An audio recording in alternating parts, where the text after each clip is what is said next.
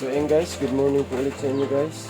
Ngayon ang gagawin natin guys is tayo ay magpapakain ng ating alagang manok.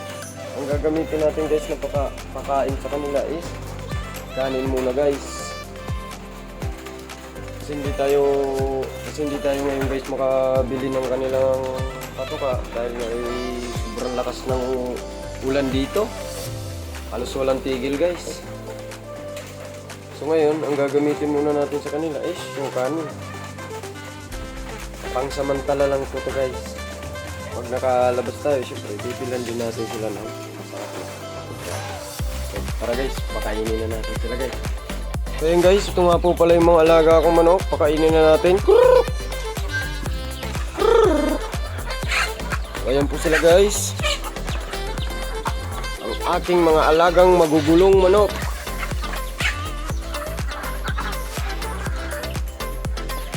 Ayan po sila guys.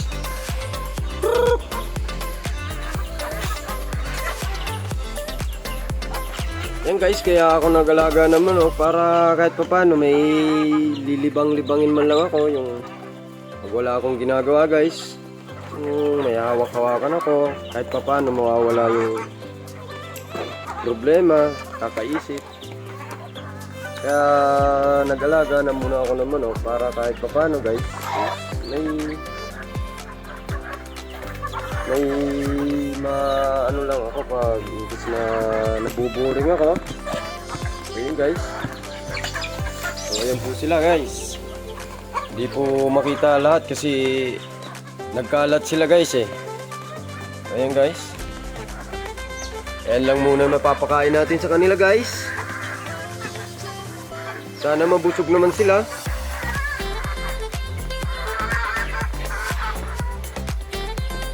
Guys.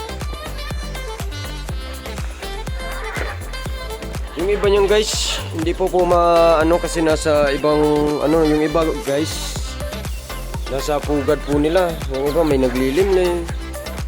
Kaya yung nandito po guys sa labas, yung akin lang mga 3 months. Yan sila guys. Yan. So ito guys, ito yung ibang medyo malaki. Sila na po yung mga nanay nila. Nitong 3 months po. Guys.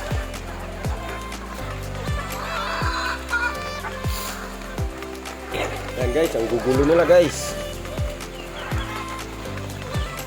Halos yung maliliit guys, hindi makakain. Dahil nga ay talo sila. Yan. Kain kayo at malapit kayo makatay. Sabay ganun. Yan guys. Sila ay nagkakagulo na guys. Yan. Kalat natin guys para lahat sila makakain. Yan guys. Ayan. Tapos na natin silang pakainin. Ayan guys. Kung makapapansin nyo, ang lakas ng ulan guys. Basang basa yung mga alaga akong manok.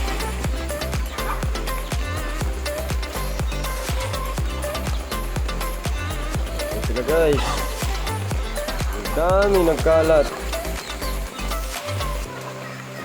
Hindi sila makita maayos ngayon guys kasi sobrang lakas ng ulan. Yung iba linalamig. Pero siyempre guys, ginawaan ko naman din sila kahit paano ng kanilang masisilungan. Yun guys, yan. Meron pa po sa likod yan, may mga kulungan. Hindi nga alam po makita kasi hindi po ako makalabas dahil nga sa lakas ng ulan. Kaya dito muna tayo sumilong sa may ating gilid ng bahay guys. Ayan guys yung iba halos ayaw na pong kumain dahil sa lakas ng ulan. Yung iba naman sa sobrang gutom na po siguro. Kaya napipilitan na lang silang kumain. Ayan guys, ang gugulo. Ayan. Ayan guys.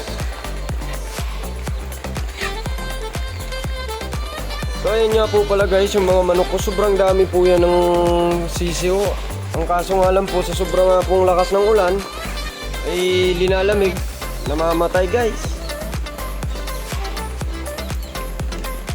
Bihira po yung nabubuhay, swerte na po yung nabubuhay. Kaya sa panahon ngayon pag tayo po ay magpapaitlog, kung halimbawa po ay tag-ulan, mahirap po guys kasi halos di po lahat napipisa kasi siyempre pag ang inahin po ay pupunta sa pugad niya na basa, lilimliman po minsan yung itlog niya. Yun po yung kadalasan din po na hindi mapisa po yung mga itlog natin, kaya doon pa lang po, lugi na po tayo.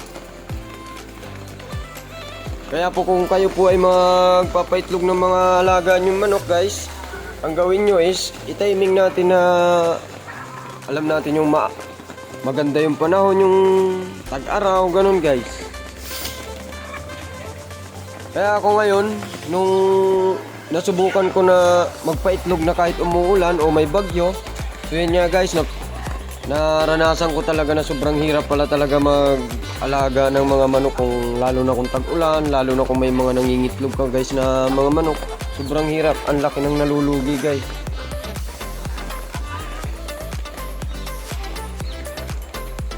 Siyempre guys, kung bakit tayo nalulugi, isipin nyo guys. Yung manok natin ay iitlog.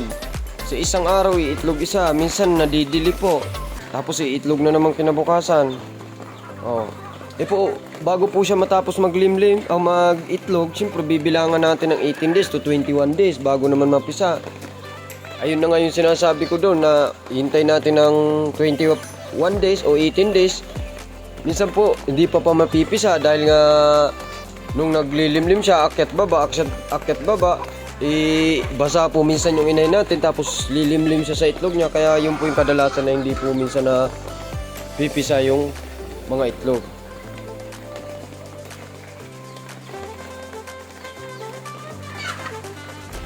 Ayan po sila guys. Hindi ko na po makuhaan yung iba guys kasi yung iba po nakasilong. Ang dami po nila, ang gugulo. Guys. So yan guys, yung pag-alaga ko ng manok guys is libangan ko lang guys. Pagkatapos ko sa trabaho, pag wala akong ginagawa, yun guys, pupunta lang ako sa kulungan ng manok ko, himas-himasin ko lang sila. Yun guys, nakakabawas din minsan ng pagod. Hindi natin lagi naiisip yung problema. Siyempre may hinahawakan tayong ganyan na may himas-himas pag may time. Hindi katulad guys na siyempre pagkatapos ng trabaho, yun, uwi, kain, pahinga.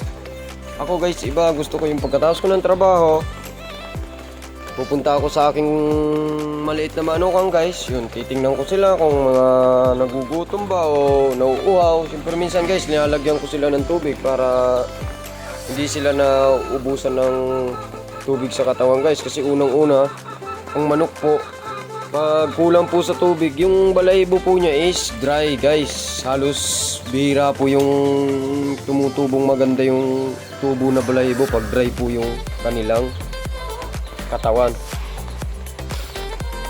So ayun guys, hanggang dito na lang po. Maraming salamat po ulit sa inyo sa walang sawang suporta.